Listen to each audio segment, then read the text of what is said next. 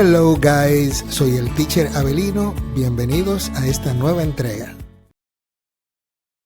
¿Has escuchado el dicho que dice vender hielo a un esquimal? Esto es prácticamente lo que el personaje de nuestra siguiente historia podía hacer. Lo que no se sabe es si lo hacía por suerte o por pura genialidad. Escucha la historia de Timothy Dexter y aprende de paso nuevo vocabulario. Decide tú. Timothy Dexter, ¿el tonto más suertudo o un genio? Timothy Dexter was born in the winter of 1747 in Malden, Massachusetts, into a humble family. He barely received any formal education. Because of his parents' difficult financial situation, he had to leave school at age 8 to help them on the farm. Even though life was hard, Timothy always dreamed of becoming rich and famous. In his 20s, he met Elizabeth Frothingham, a wealthy widow from Newburyport, Massachusetts. He married her, and thanks to that, he was able to enter high society. But the people in high society did not accept him. They saw him as a fraud, an uneducated man, and they wanted to ruin him. So they started giving him bad advice, hoping he would fail with silly business ideas. But Timothy, without hesitation, followed all their suggestions. Here are some of his strangest investments. Buying continental dollar bills. One day, some people convinced Timothy Dexter to invest all his money in a new currency called continental dollars, created during the war. Without knowing much, Timothy took all his savings, plus his wife's, and bought a large amount of this money. At first, the bills seemed worthless, but by the end of the American Revolutionary War, the value of the continental dollar went up a lot. Thanks to that, Timothy became a millionaire. With all that money, he bought a big, beautiful house in the center of Newburyport. Today, that house is part of the town's public library. Sending bed-warming pans and stray cats. Timothy Dexter's neighbors were annoyed by his success and by his bold, rude personality, so they started giving him bad advice on purpose, hoping he would lose everything. But Timothy didn't doubt anything and followed all their ideas, and against all odds, he always ended up making a lot of money from those brilliant suggestions. One neighbor said, "Why don't you send bed-warming pans to the Caribbean islands?" Another added jokingly, "And why not send a bunch of cats, too?" Even though the Caribbean is hot and no one needs warming pans, the sugar plantation owners used them as big ladles to make molasses, and the stray cats that Timothy had collected from the city, he sold every single one. The plantations had serious rat problems, and the cats helped a lot to control them. Wool mittens to the Caribbean.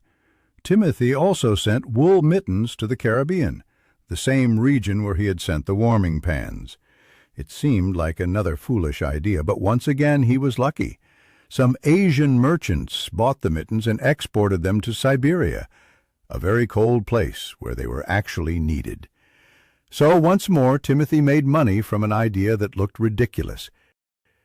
The biggest madness, selling coal to Newcastle. This pattern continued for years, until one day the neighbors, now tired and angry, said to him, "Why don't you try selling coal to Newcastle? They need it badly." They were clearly making fun of him because everyone knew that Newcastle was the largest coal mining city in England. Even Boston imported coal from there. But Timothy didn't know that, and he sent a shipment of coal across the Atlantic. What no one expected was that while the coal was on its way, the miners in Newcastle went on strike. So when Timothy's coal arrived, it was welcomed and sold at a high price. Once again, Timothy Dexter turned a bad idea into a great business and earned a lot of money. To conclude, Timothy Dexter also wrote a very strange book called A Pickle for the Knowing Ones, which became surprisingly popular and was printed in 8 editions. At first, the book had no punctuation and many spelling mistakes, making it very hard to read. After receiving criticism and mockery, Timothy added a full page of punctuation marks at the end of the book so that readers could place them wherever they wanted. In the end, it's hard to tell if Timothy was a brilliant businessman who fooled the elite, or just an uneducated man with unbelievable luck. But what is certain is that, despite everything, he became very rich and left behind a story that still surprises us and reminds us that confidence and persistence can truly change a person's life.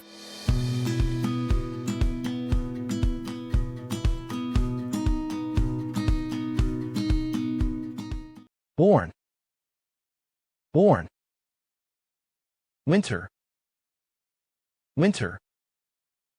School. School. Money. Money. Help. Help. Parents. Parents. Farm. Farm. Marry. Marry. Rich. Rich. Poor. Poor. House. House. People. People. Bad. Bad. Good. Good. Hot. Hot. Cold. Cold. Cat. Cat. Sell. Sell. Buy. Buy. Book. Book. Name. Name. Same. Same. Different. Different. Dream. Dream. Famous. Famous. Widow. Widow. Advice. Advice. Strange. Strange. Investment. Investment. Savings. Savings. Currency. Currency. Value. Value. Success. Success. Lucky. Lucky. Sugar. Sugar. Rat. Rat. Business. Business. Region. Region. Public. Public. Remember. Remember. Mistake. Mistake. Change. Change. Cry. Cry. Title. Title. Right. Right. Humble. Humble. Social class. Social class. Uneducated. Uneducated. Deliberately. Deliberately. Strike. Strike. shipment, shipment. Across, across. Atlantic, Atlantic. Punctuation, punctuation. Criticism, criticism.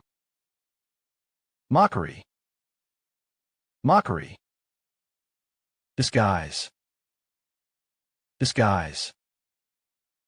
Perseverance, perseverance. Confidence, confidence. Merchant, merchant. Export, export. Ladle, ladle. Molasses, molasses. Genius, genius. Entrepreneur, entrepreneur. Así concluimos con esta lección. Espero que te haya sido útil. Si así lo fue, por favor, apóyame para seguir creando este tipo de contenido, dándole like y suscribiéndote al canal. Hasta la próxima.